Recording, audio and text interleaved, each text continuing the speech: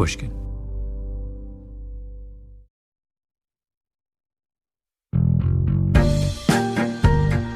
Welcome to episode 2 of Development Hell, our revisionist history series based on the radical notion that the best Hollywood stories are the ones that never got made into movies.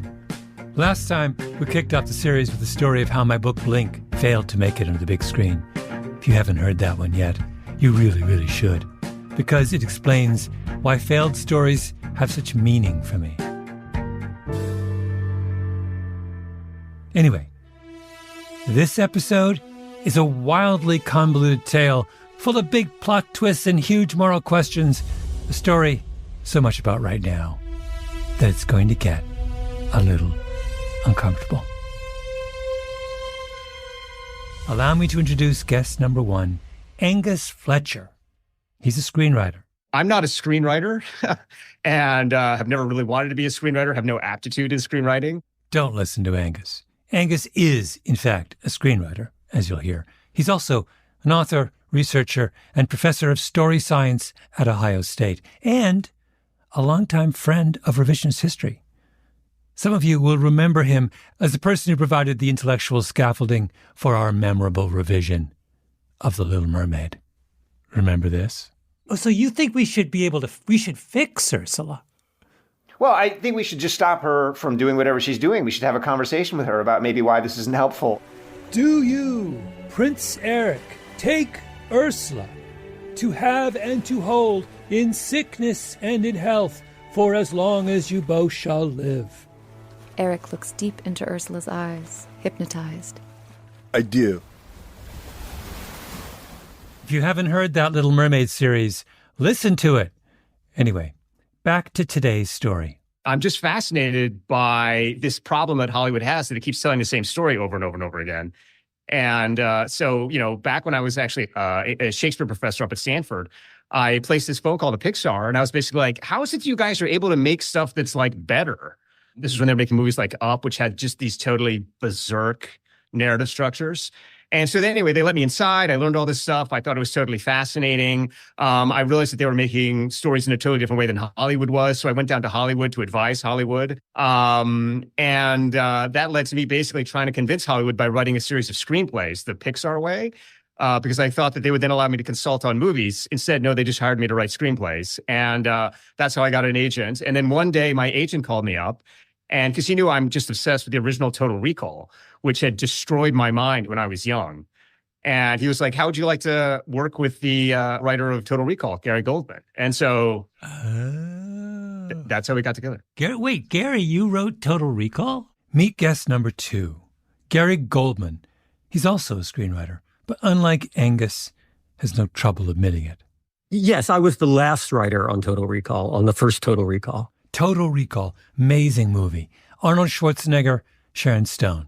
Directed by Paul Verhoeven. Yeah, so it was about a milquetoast character who finds out that he's not who he thinks he is, which is that he's a kind of a super spy. Yeah, but how real does it seem?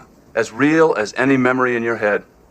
Come on, don't bullshit me. No, I'm telling you, Doug, your brain will not know the difference. And that's guaranteed, or your money back. What about the guy you lobotomized? Did he get a refund? Came out in 1990. Blockbuster. Tons of awards. Total Recall has it has a genealogy. It's not just me.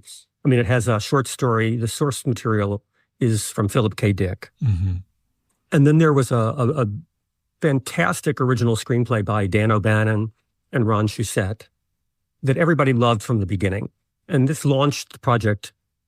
In fact, this is sort of the prime example of this idea of development hell, which is that you sell something for a lot of money and everybody's very excited about it.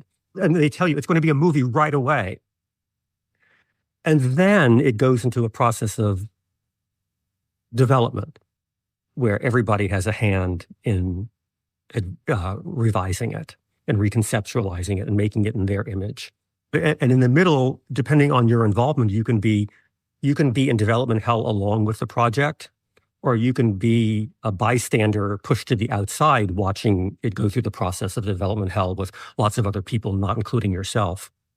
If you're lucky, it gets made at all. The project had been in development for almost 8 or 9 years when I got involved. Yeah. 8 or 9 years. Yes. So if you go back to the original screenplay, do you think that's a better movie than the final screenplay? No, not in my case. So you're saying development hell is a bad thing, except in the case where I'm involved and can fix things, which, by the way, a legitimate position that I would. Right. I'm totally open to agreeing with that. I mean, when I was starting out, I read the original Total Recall screenplay as a junior executive for a producer who was considering making it and acquiring it. And basically the problem that most people felt was that it fell apart in the third act. So, and this, apparently it fell apart so disastrously that even though it had many different stars and directors attached and people always wanted to make it, it didn't cross the finish line. And by the time it got to me, it was 8 or 9 years later. It had been in pre-production with Bruce Beresford and Patrick Swayze and the producer Dino De Laurentiis in Australia. And in fact, Bruce Beresford asked me to come over and do a rewrite on it. And I said I couldn't because I was working with Paul Verhoeven on another project. But Dino went bankrupt. Arnold Schwarzenegger had always loved the project and had been watching it. He went to the owners of the Coralco studio that had done the Rambo movies. And he said, I want to do this. And they bought it from Dino De Laurentiis out of bankruptcy for a humongous amount of money. And with the idea that Arnold was attached, Arnold wanted to work with Paul Verhoeven because Paul had just done RoboCop. I was working with Paul Verhoeven on a movie called about out-of-body travel. And Paul said he didn't think it was ready to shoot and that he was going to leave our project and go do another project. And he was apologizing to me for that. I said, what's the other project? And he said, Total Recall. I said, well, that's really funny, Paul, because I turned down the chance to rewrite Total Recall because I was working with you. And he said, well, what did you think about it? And I told him my take. And he said, well, that's pretty much how I see it too. Let me see if I can get you the job to rewrite it. Gary, I'm worried. We want to talk about this other project, but now I'm thinking we can come back to Total Recall, or is this all leading up to the other project? Well, they're connected. Yeah. So what's the connection? The connection is, I would say, Philip K. Dick. Philip K. Dick, sci-fi master. To name just a few other Philip K. Dick film adaptations, Blade Runner, Minority Report, A Scanner Darkly. Philip K. Dick is probably the most important sci-fi writer ever, or at least of the last 100 years. After working on Minority Report, Gary was becoming a bit of a Philip K. Dick specialist, which is not a bad thing to be in a town that loves sci-fi adaptations. When we get back, Gary and Angus go to work on adapting another of his stories.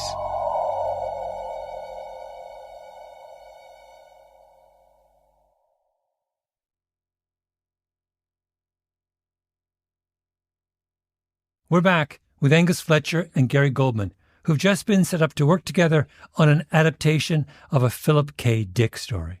I've done four projects based on Philip K. Dick material. This has become my calling card in Hollywood, was that I did Philip K. Dick adaptations. So, Angus, wait, did you have a particular affection for Philip K. Dick prior to this project? Well, I mean, I loved the movie Total Recall, and I'm going to acknowledge that I was such a Philistine that I had no idea that it came from Philip K. Dick. And what happened was the moment I got the call from my agent, I then went and read all of Philip K. Dick, and it's surreal. I mean, he sort of went from science fiction into religion. And I called Gary up and I was like, well, Gary, what do you think? I'd love to work with you. And the main reason I wanted to work with Gary is because I believe that screenwriters have the ability to see the future, because I think this is a common power of story. I think that science fiction is always about intuiting what's going to happen next. And so I said to Gary, Gary, what do you think the future is? And he said, Angus, read this story, Variable Man. And the premise of Variable Man is very simple. It's basically just about a future in which there are these computers who use statistics to predict everything that's going to happen. And I said, Gary, this seems weirdly like the world we're accelerating into now. And he said, yeah. He said, it is. And he said, and I have a premise for a story that I'd like to pitch to you that I think will kind of be as big, if not bigger, than Total Recall. And that's where we got started, was with his pitch to me. And the Variable Man story was written when? Oh, I don't know, about 1950 probably. Oh, I see. Oh, so imagining in 1950 a world in which computers predict everything is kind of great if you're in the 20. When did you guys work together on this project? What was the early 2000s? Early 2000s. So you have, and so were you being faithful to the Philip K. Dick short story, or were you changing it in useful ways? We were changing it in useful ways, and there are a couple of big things. So first of all, Gary's pitch to me he was like, imagine a future in which computers don't just predict things like they do in the Philip K. Dick story, which is who wins this war. But he says, imagine that they're able to predict exactly what food you'd like to eat right now. And then he said, and then imagine that they're able to predict a gift that you could give to your best friend for their birthday.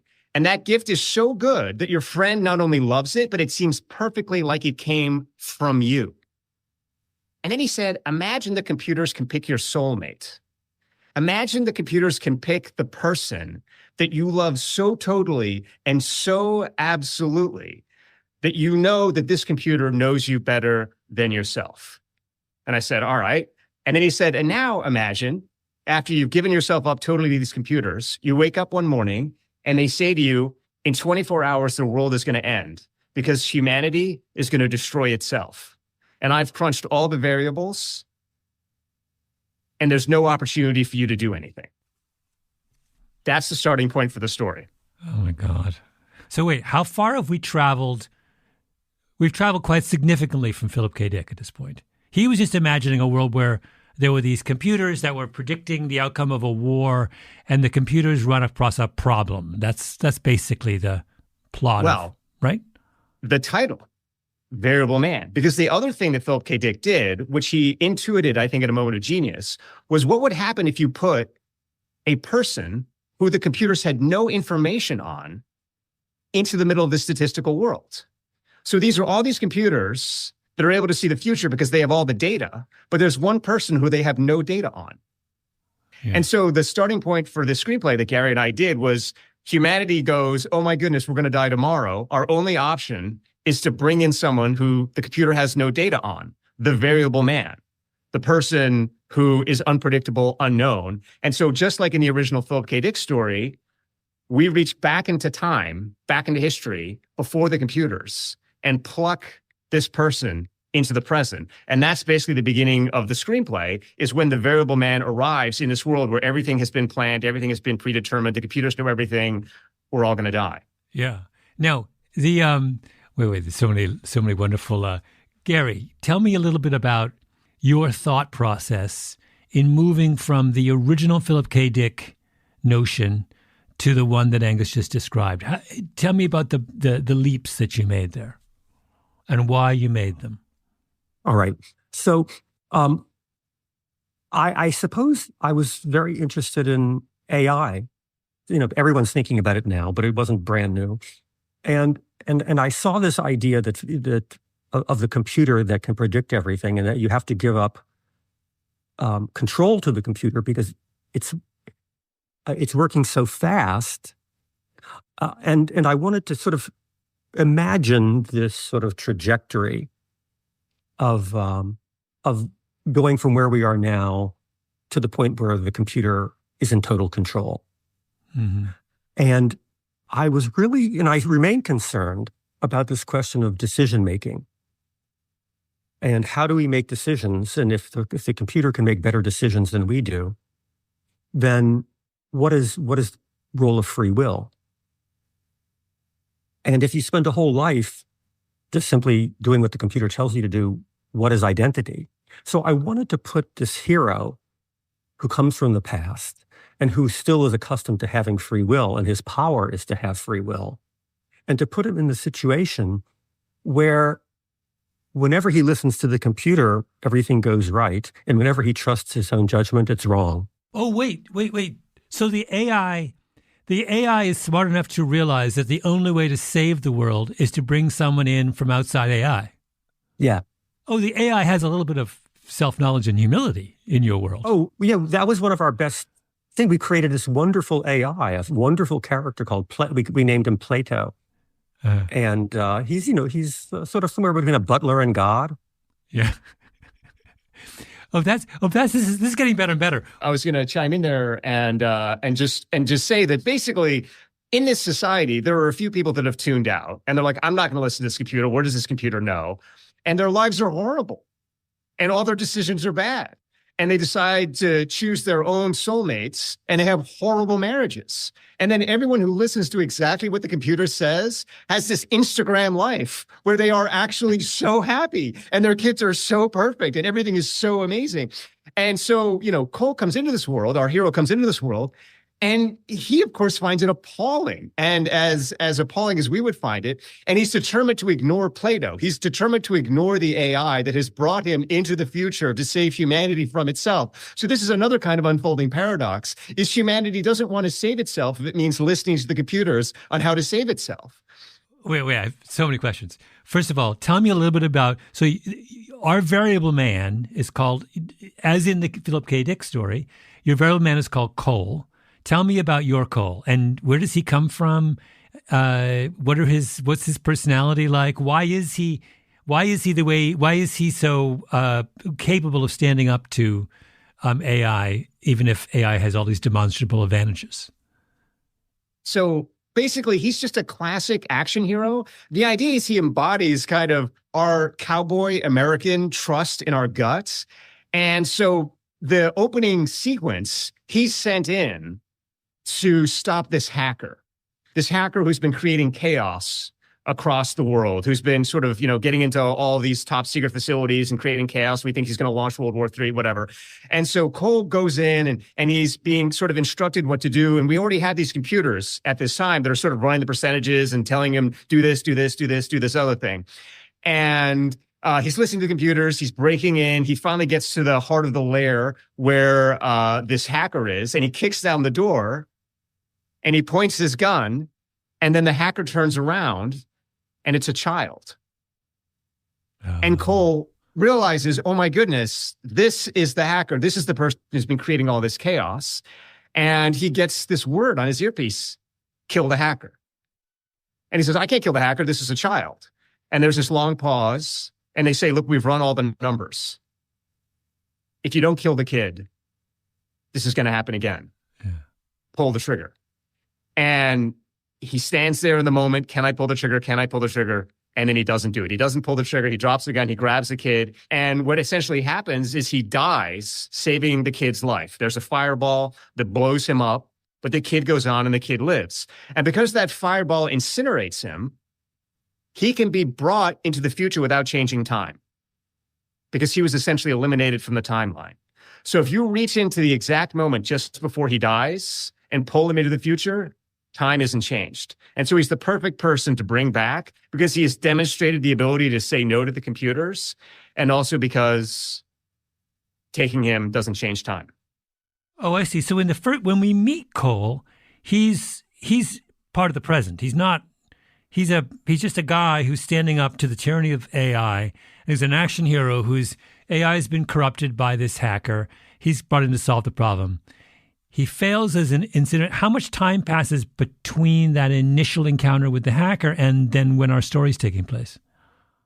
Well, this is part of the twist, because when you get into the future, you think that an enormous amount of time has passed, because the future is radically different from when Cole disappeared. And it's so different that he can't believe it.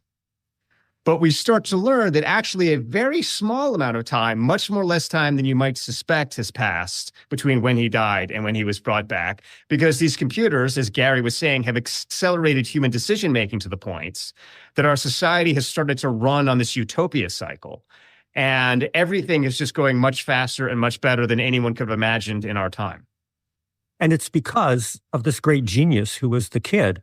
The kid is the thing that made the difference. Because he didn't kill him, because Cole didn't kill him, he survived, and he became the great genius that ushered us into this accelerated utopia. Now, one thing I don't understand, if we are in accelerated utopia, why do we need saving? Why would utopia have a kind of expiry date? Isn't the definition of utopia that it keeps going in perpetuity? Well, I mean, so this is part of the great riddle at the beginning of the story is why is it exactly that we're going to die? What could possibly go wrong? Everything seems like it's perfect. What is going to destroy the world? Well, nobody is able to identify exactly at the beginning of the movie what's going to go on. All they know is that the computers are quite insistent that it's going to happen in the next 24 hours. And what happens over the middle parts of the screenplay is various different alternatives start to emerge. We start to see all of these different moving pieces, and we start to realize, oh, sure, it's a utopia, but there's still humans in it, and there's still other things going on. And I don't know how many of the twists you want me to ruin, Malcolm, but one of the things that starts to become a question that haunts the hero is he the one who's going to destroy the world? Is what the computers saw that he would get brought back, and that by not listening to the computers, he was going to be the one that blows everything up? You know what this is, if I might reduce your whole premise to an axiom? This is the cinematic version of the famous adage in the land of the blind, the one-eyed man is king, right? Yeah. Your Cole is your one-eyed man who is asked to be king. Right. And what you're describing just there is he knows he only has one eye. Right. He's wrestling with the fact that he can't see it all. It's sort of beautiful. Let me give you a little recap of where we are. There's a perfect utopia where AI runs everything. People do what computers tell them to do and are better for it. For reasons we don't quite understand yet, this utopia is in danger. In order to save it, the AI, named Plato, no less, brings back to life a guy who defied its commands in the past. After the break, Gary and Angus try to get the movie made.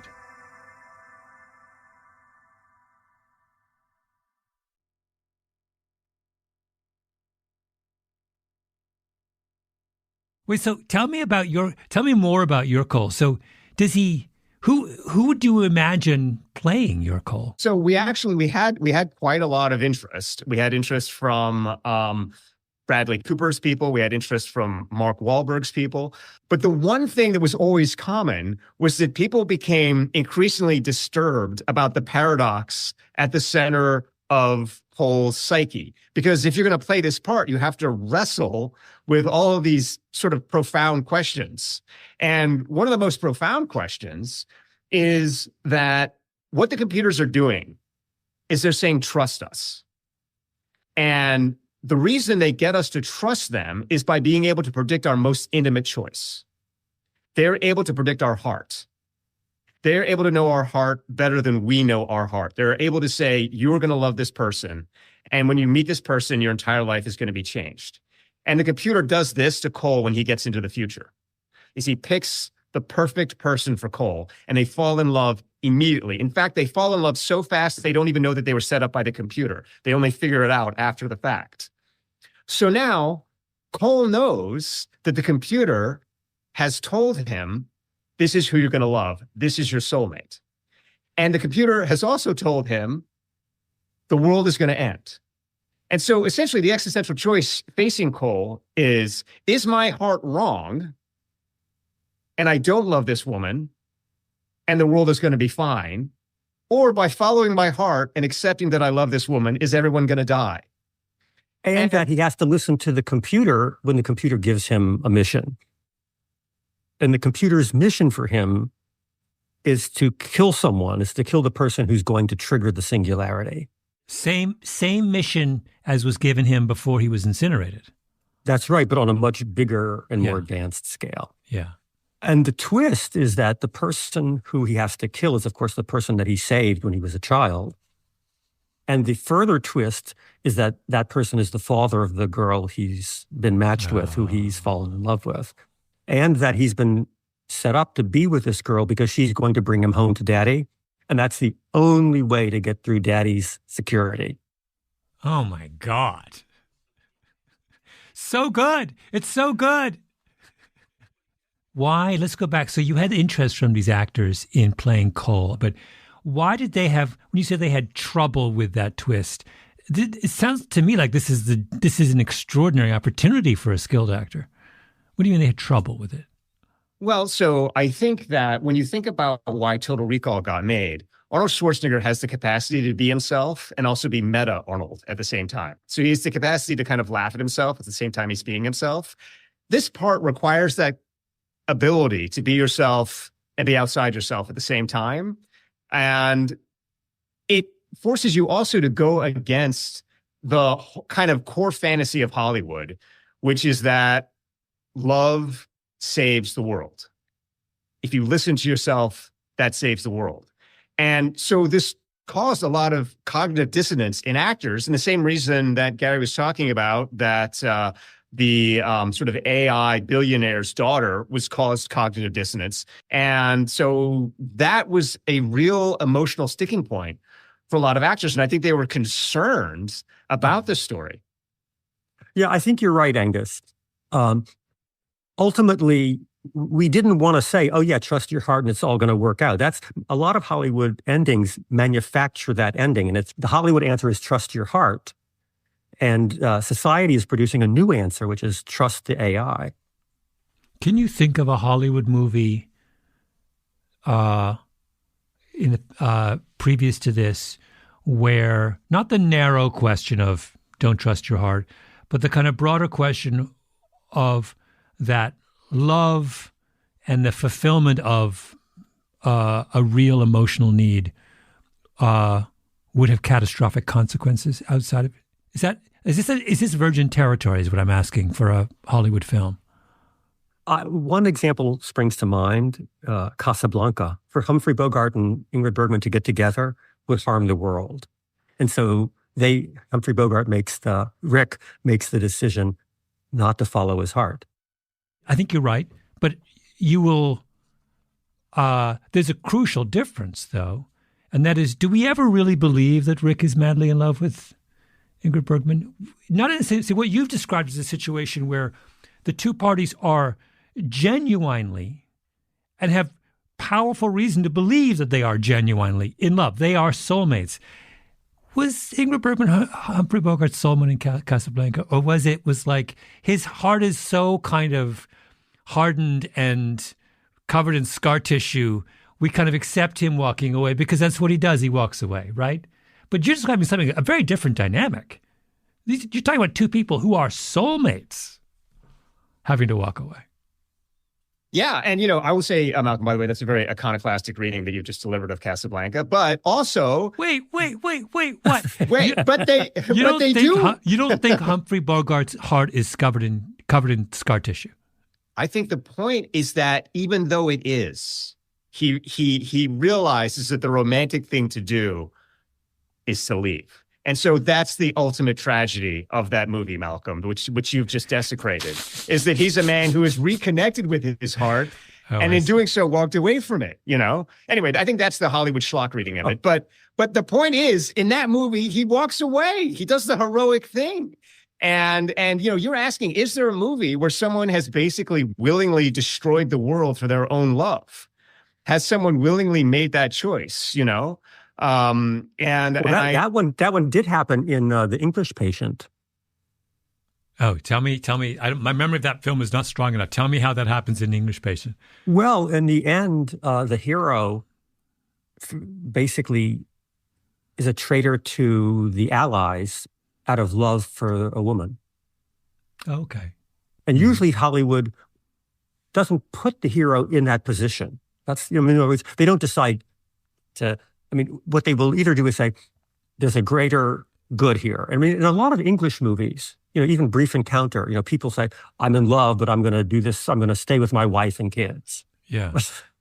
So there is this English, duty. Annoying kind of aristocratic English notion of, remember in Tale of Two Cities, at the end, it's a far, far better thing than I've ever done, blah, blah, blah, blah. They love playing that role. They never play it in real life, but they love playing it in literature. Yeah.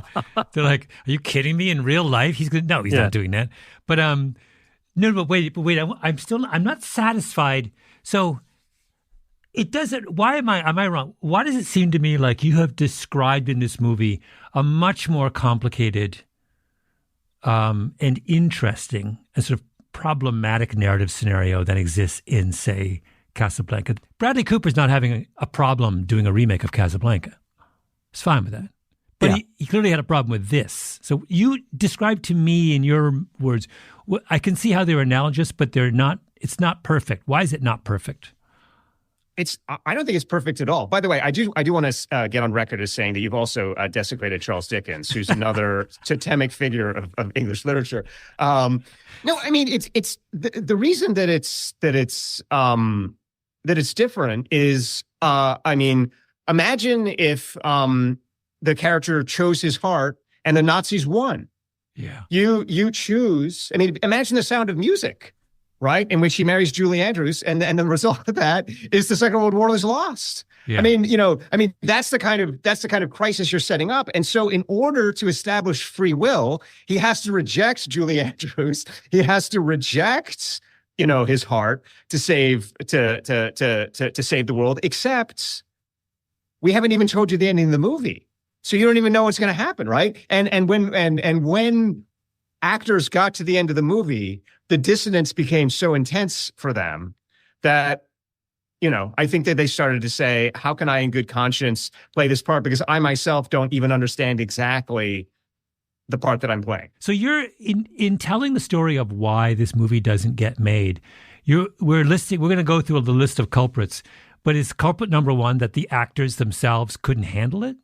I think that's part of it. But I mean, I think the core of it is do we trust ourselves?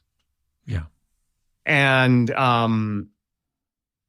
that's a hard place to go in the movies, because at the end of the day, the movies basically know comedy and they know tragedy. And in a comedy, you give yourself over to a fantasy. And in tragedy, you're like, it's all over from the beginning. And it's a chance for you to kind of wallow. So another way to say this is, when we're born in our brain, there's a kind of primordial story. And that story is that I am good and that life is good. And that primordial story is so powerful that it allows us to be open to the world and to explore the world. And then what happens over time is that story runs up against our experiences of life, many of which are negative. And this other story starts to occur in our brain, which is actually life is not so good. And I'm also not so good. And we start to believe that story more. And that story starts to become more primordial for us. And the good story starts to become more superficial and fantasy for us. And we get into a kind of a dissociated place. And in that dissociated place, which I think most humans exist most of the time, they really believe that life is pretty bad and that they're pretty terrible. But they're always trying to actively convince themselves that life is good and that they're a nice person. And this is a product of, mindfulness, positive thinking, all of these things which kind of infest our society now. Mm-hmm. And when people go to the movies, they want to indulge either the fantasy life of, no, I'm a good person and everything works out, or they want to wallow in this negative space of, no, you know what? This is a safe space for me to admit that everything's terrible and I'm a horrible human being. And that's why we have like the Dark Knights and, Christopher Nolan and all this kind of stuff, kind of like the dark, sludgy stuff. And this movie is constantly forcing you back and forth across the threshold. Mm-hmm. This movie is not allowing you to say, you know what? Yes, everything is bad. Life is awful. Nor is it saying there's a kind of simple, easy answer here. It's pushing you back and forth to kind of reconfront. And can you keep going? And at the bottom of the movie is this idea that only intelligence is going to solve things. Not emotion, not wishing, not wanting, but being smart. And are you, the audience, smart enough to solve this problem? Because if you, the audience, are not smart enough to solve this problem, the computers are going to solve it for you. And so the existential challenge for the movie essentially is, are you smart enough to keep ahead of the movie? In which case, you know what? You're smart enough to live into the future. Or are you going to submit and become passive and be drawn into the engine of the story? And then that's the future of AI, in which you no longer have any autonomy and you've given up your will to the plot and the machinery. So I think that's why people find the movie unnerving, because it really does put you in that existential place that you feel that your autonomy is being stripped. But I mean, there's also a lot of sort of funny and sort of dire studio stories that are involved. Because I think ultimately the studios were also alarmed by this story. I mean, this is a big budget movie. And the thing is, if you're going to do a big budget movie like Total Recall, like this, you need to get that actor on board to try and secure the money. Right. And then do you want to put $120 million into something that has this premise? I think it was too demanding. And but I think that our main problem here was really that we didn't get a director. We didn't get a strong director.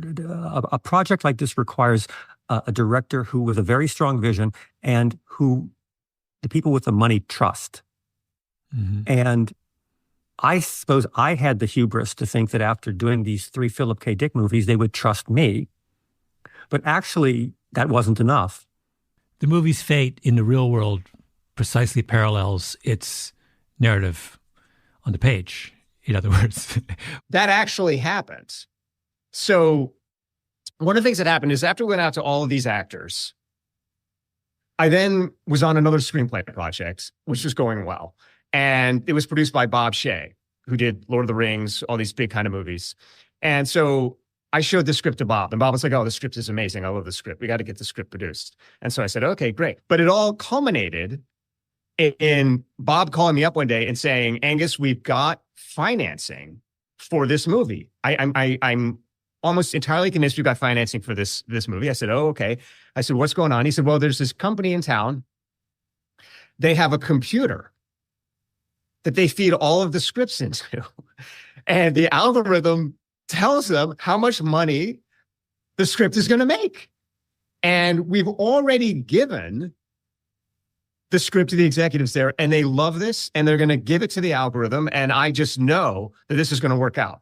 So I said, okay, Bob, this sounds great, And this company, I should say, they very wealthy, very successful. They invested all these movies, They had themselves the sort of top floor of the biggest luxury car dealership in town. So you walked in through all these luxury cars to get in their offices. I mean, sort of like typical Hollywood stuff, right? So I get a call a week or two later from Bob. He's like, unfortunately, I've got bad news for you. And I was like, oh my God. I was like, did the computers read our script and not like it? He goes, no. He's like, that's not the problem. He's like, the problem is the company just went bankrupt. And they went bankrupt because the last script their computers picked was a bomb. And so now they have no money. And so we were unable to make our scripts about the infinitely intelligent computer because a stupid computer was unable to pick the right scripts to make. A stupid computer. Is it any wonder Angus has gone on to become a pioneer in story science? In fact, Angus has gone on to become a leading critic of AI. He thinks only humans will ever be able to tell good stories. One of the papers he's published is called Why Computer AI Will Never Do What We Imagine It Can. I'm reading now from the abstract. Computers contain a hardware limit that renders them permanently incapable of reading or writing narrative. This article draws upon the author's work with deep neural networks, Judea Pearl's Do Calculus, GPT-3, and other current generation AI to logically demonstrate that no computer AI, quantum or otherwise, has ever learned or will ever learn to produce or process novels or any other kind of narrative, including scripts, short fiction, political speeches, business plans, scientific hypotheses, technology proposals, military strategies, and plots to take over the world. So what do we have here? We have a script about AI killed by an AI company that went bankrupt, whose co-author goes on to write the definitive debunking of AI. Who's writing that screenplay? Guys, this has been fantastic. My vote is in to all moguls out there in our listening audience. It's clear what the people want. The people want did you call this movie The Variable Man? Yeah. The people want The Variable Man. They do. Fingers crossed. Next week, we'll be back with another story from the depths of development hell.